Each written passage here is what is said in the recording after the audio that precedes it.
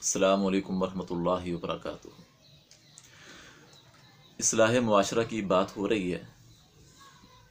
میں نے جیسے کہ پہلے بھی بیان کیا کہ کچھ کام ہم ایسے کر لیتے ہیں، وہ کام لگا لیں، گفتگو لگا لیں کہ جس کا ہمیں اندازہ نہیں ہوتا کہ اس کا ہمیں نقصان کتنا ہوگا، ہمیں گناہ کتنا ہوگا اس کا۔ تو جب انسان گناہ کے اندر ہوگا، نافرمانیوں کے اندر ہوگا، تو پھر یقیناً اس کے اوپر پریشانی ہوگی، سکون نہیں ہوگا۔ اور جب سکون نہیں ہوتا تو پھر انسان سمجھتا ہے کہ کوئی روحانی مسئلہ ہے، تو وہ پھر بابوں کے پاس، کبھی اس کے پاس، کبھی اس کے پاس، کبھی وہاں سے تعویذ، کبھی وہاں سے دھاگا، وہ پھر اسی چکروں میں اپنی زندگی گزار رہا ہوتا ہے۔ یہ اصلاح معاشرہ موضوع شروع کرنے کا مقصد بھی یہ تھا کہ ہم غور کریں، فکر کریں، سوچیں، دیکھیں کہ جو کام ہم کر رہے ہیں کہیں اس کام کے اندر اللہ اور اللہ کے رسول کی نافرمانی تو نہیں ہے۔ اگر ہے تو اس کام کو ہم چھوڑ دیں، ہم اس کام کی طرف آ جائیں جس میں اللہ اور اللہ کے رسول خوش ہوتے ہیں، جس کو کرنے سے اللہ کی رحمتیں، اللہ کی برکتوں کا نزول ہوتا ہے۔ جب ہم وہ کام کریں تو پھر ہمارے اوپر کوئی پریشانی نہ ہو، شیطان کا شر نہ ہو، کوئی تکلیف نہ ہو، تو سکون کے ساتھ ہماری زندگی گزرے۔ اسی بنیاد کے اوپر آج کی جو حدیث وہ میں بیان کرنا چاہتا ہوں، وہ ابو داؤد کی روایت ہے، مسلمان کی عیب چینی مت کرو۔ رسول اللہ صلی اللہ علیہ وسلم نے فرمایا کہ جب تمہارا کوئی مسلمان بھائی فوت ہو جائے تو اسے چھوڑ دو اور اس کی عیب چینی مت کرو، یعنی کہ اس کے پیچھے گفتگو نہ کرو۔ لیکن آپ کا مسلمان بھائی فوت ہو چکا ہے، وہ اللہ کو پیارا ہو چکا ہے، اب اس کے پیچھے اس کی عیب کرنا شروع کر دو، وہ تو یہ تھا، وہ تو یہ تھا، وہ تو ایسے تھا، وہ تو یہ کرتا تھا۔ اللہ کے نبی صلی اللہ علیہ وسلم نے اس سے منع فرمایا ہے کہ اس کو چھوڑ دو۔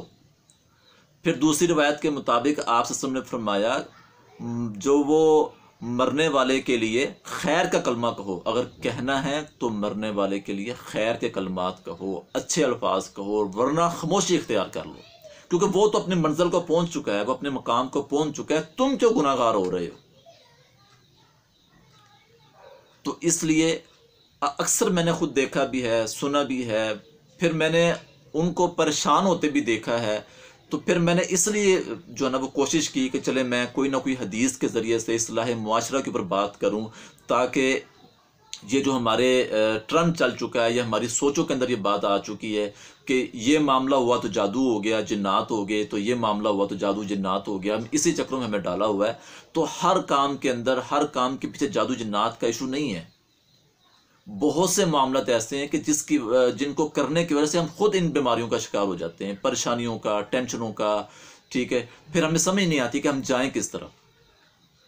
ڈاکٹروں کے پاس جاتے ہیں، وہاں پر دوائی اثر نہیں کرتی، بابوں کے پاس جاتے ہیں، مسئلے حل نہیں ہوتے۔ اس کی وجہ یہ ہے کہ ہم تو وہ کام کر رہے ہیں جس کی وجہ سے ہمیں تکلیف پہنچ رہی ہے، ہم تو وہ نافرمانی میں لگے ہوئے ہیں، کیونکہ ایک کام کو اللہ اور اللہ کے رسول نے منع کر دیا، اس میں خیر نہیں ہے، برکت نہیں ہے، ہم تو وہ لگے ہوئے ہیں۔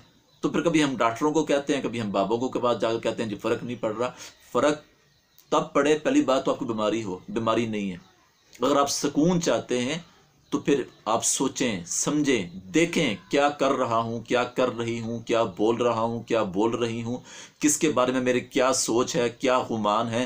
ہمیشہ اچھا سوچیں، اچھا گمان رکھیں ہر ایک انسان کے لیے۔ کسی نے برا کر بھی دیا ہے پھر بھی اچھا گمان رکھیں، کوشش کریں کہ اس کی طرف سے اگر کوئی برے الفاظ ادا ہو گئے، کسی نے تکلیف پہنچا دی ہے، تو میری طرف سے کم خیر کے الفاظ ہوں، میری طرف سے اس کے لیے جتنا ہو سکتا ہے بھلائی ہو سکے، پھر دیکھیں زندگیوں کے اندر سکون کیسے آتا ہے۔ تو آج کی حدیث سے ہمیں یہ سبق ملتا ہے کہ مرنے والے کے لیے اگر بولنا ہے تو خیر کا لفظ، خیر کا جملہ بولیں، ورنہ خاموش ہو جائیں اور اس کی عیب چینی مت کریں، اس کے پیچھے اس کی برائی مت کریں۔ اس کا نقصان اس کو نہیں ہونا بلکہ ہمیں ہی ہونا ہے، ہم مفت میں گناہ گار ہو رہے ہیں، ٹھیک ہے۔ تو اس پر عمل کریں، انشاءاللہ پھر زندگیوں کے اندر سکون بھی آنا شروع ہو جائے گا۔ یہ چھوٹے چھوٹے سے پیغام ہوتے ہیں، کوشش کیا کریں کہ اس کو سننے کے بعد لوگوں تک پہنچائیں، یہ آپ کے لیے بھی صدقہ جاریہ انشاءاللہ بن جائے گا۔ اللہ سے دعا ہے اللہ ہمیں عمل کی توفیق عطا فرمائے۔